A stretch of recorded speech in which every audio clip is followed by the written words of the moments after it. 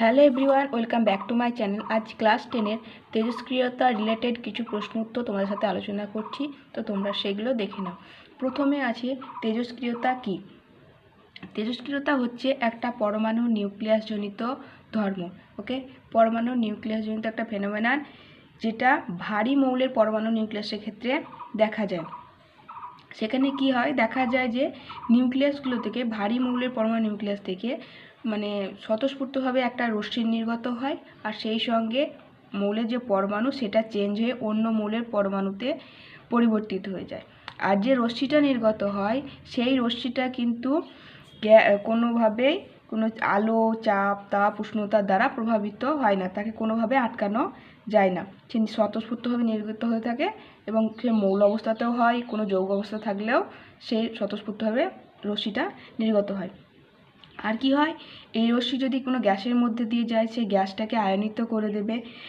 কোনো ধাতব পাত সেগুলোকে ভেদ করে যাওয়ার ক্ষমতা রাখে, ফটোগ্রাফি প্লেটকে আক্রান্ত করে দেয়। তো ওই মৌলের কোনো ভারী মৌলের পরমাণু থেকে যে এই অদৃশ্য একটা রশ্মি নির্গমনের যে ধর্ম, সেটাই হচ্ছে কিন্তু তেজস্ক্রিয়তা। সেটা এখানে একটু লেখা আছে, দেখো। তেজস্ক্রিয়তা হলো পরমাণু নিউক্লিয়াসজনিত একটা ধর্ম বা একটা ঘটনা, যাই বলো। ওকে, তো কোন ক্ষেত্রে দেখা যায়, কতগুলো ভারী মৌলের পরমাণু নিউক্লিয়াস স্বতঃস্ফূর্তভাবে অবিরাম গতিতে বিভাজিত হয়ে নতুন মৌলের নিউক্লিয়াসে পরিণত হয়। তাহলে কোন মৌলের ক্ষেত্রে দেখা যায়, ভারী মৌলের পরমাণু নিউক্লিয়াসে।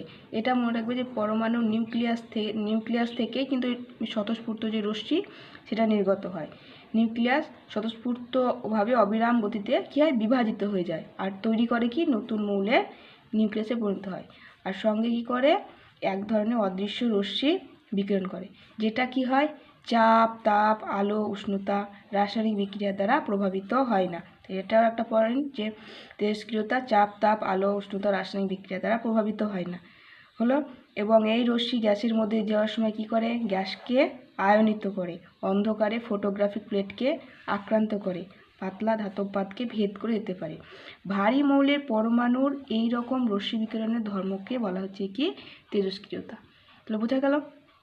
এইভাবে তোমরা কেটে কেটে পয়েন্ট আকারে তোমরা পড়বে, তাহলে পরে তেজস্ক্রিয়তা কি সেটা তোমরা সহজেই মনে রাখতে পারবে। ওকে, কোন ধরনের মৌল থেকে তেজস্ক্রিয়তা বা তেজস্ক্রিয় ধর্ম দেখা যায়, সেখানে তেজস্ক্রিয় ধর্মতে কি একটা নিউক্লিয়াসে পরিণত হয়, সেখানে একটা অদৃশ্য রশ্মি নির্গত হয়, যেটা চাপ, তাপ, রাসায়নিক বিক্রিয়া দ্বারা প্রভাবিত হয় না। সেই রশ্মিটাই গ্যাসের মধ্যে যাওয়ার সময় গ্যাসকে আয়নিত করে, অন্ধকারে ফটোগ্রাফি প্লেটকে আক্রান্ত করে, পাতলা ধাতব পাত ভেদ করে যেতে পারে। যে ভারী মৌলের পরমাণু থেকে রশ্মি বিকিরণের যে ধর্ম, সেই ধর্মটাই হচ্ছে কিন্তু তেজস্ক্রিয়তা বা রেডিও অ্যাক্টিভিটি। ওকে, রেডিও অ্যাক্টিভিটি। তেজস্ক্রিয় মৌল কাদের বলে? যেসব মৌল তেজস্ক্রিয় ধর্ম দেখায়, তেজস্ক্রিয়তা ধর্ম দেখায়, তাদের তেজস্ক্রিয় মৌল। যেসব মৌল তেজস্ক্রিয়তা ধর্ম দেখায় তাদের তেজস্ক্রিয় মৌল বলে। অর্থাৎ যেসব মৌলগুলো থেকে এই অদৃশ্য রশ্মি নির্গত হয়, সেইগুলোই হচ্ছে তেজস্ক্রিয় মৌল। আর যে রশ্মিটা নির্গত হচ্ছে সেই রশ্মিটাকে বলা হচ্ছে তেজস্ক্রিয় রশ্মি। তাহলে তেজস্ক্রিয় মৌল থেকে নির্গত রশ্মিটাকে কি বলবো আমরা, তেজস্ক্রিয় রশ্মি। আর যে মৌল থেকে তেজস্ক্রিয় রশ্মি বের হচ্ছে সেই মৌলটাকে বলবো আমরা তেজস্ক্রিয় মৌল। নেক্সট আছে, এরকমই কিছু তেজস্ক্রিয় মৌলের নাম লিখতে বলা হয়েছে। কি কি? পোলোনিয়াম, তোমরা এগুলো চিহ্ন নাম দুটোই মনে রাখবে। রেডিয়াম কি, গ্রুপ 2 এর যে মৌলগুলো আছে তার মধ্যে এটাই হচ্ছে তেজস্ক্রিয়, রেডিয়াম। রেডন হচ্ছে গ্রুপ 18 একটা তেজস্ক্রিয় মৌল, এটাতে আরএন। ইউরেনিয়াম, থোরিয়াম, এগুলো হচ্ছে তেজস্ক্রিয় মৌল। এছাড়া যে ইউরেনিয়ামোত্তর মৌল বলে তোমরা পর্যায় সারণীতে যেটা পড়েছো, যে নেপচুনিয়াম 93 থেকে লরেন্সিয়াম 103 পর্যন্ত যে 11টা মৌল আছে, সেই মৌলগুলো 11টি মৌল কিন্তু কী হয়, তেজস্ক্রিয় মৌল। সবগুলো কিন্তু তেজস্ক্রিয় মৌল। ওকে, তাহলে এই গেল তেজস্ক্রিয় মৌলের উদাহরণ। নেক্সট হচ্ছে, তেজস্ক্রিয়তা কি একটি পর্যাবৃত্ত ধর্ম? না, তেজস্ক্রিয়তা একটা পর্যাবৃত্ত ধর্ম নয়। পর্যাবৃত্ত ধর্ম নয় এই কারণে যে এটা গ্রুপ বরাবর, যেমন গ্রুপ বরাবর কোনো একটা ধর্ম, যেমন সাইজ বলো, তার অ্যাসিডিটি বেসিসিটি বলো সেগুলো বৃদ্ধি পায় বা হ্রাস পায়, কিন্তু এটা কোনো গ্রুপ বরাবর বা শ্রেণী বরাবর পর্যায়ক্রমে বৃদ্ধি বা হ্রাস কিন্তু পায় না, তাই এটা পর্যাবৃত্ত ধর্ম কিন্তু নয়।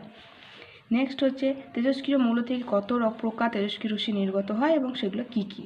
তেজস্ক্রিয় মৌল থেকে 3 প্রকারের তেজস্ক্রিয় রশ্মি নির্গত হয়, 3 টাইপের। সেগুলো কি কি? আলফা রশ্মি, বিটা রশ্মি, গামা রশ্মি। Alpha, beta, gamma.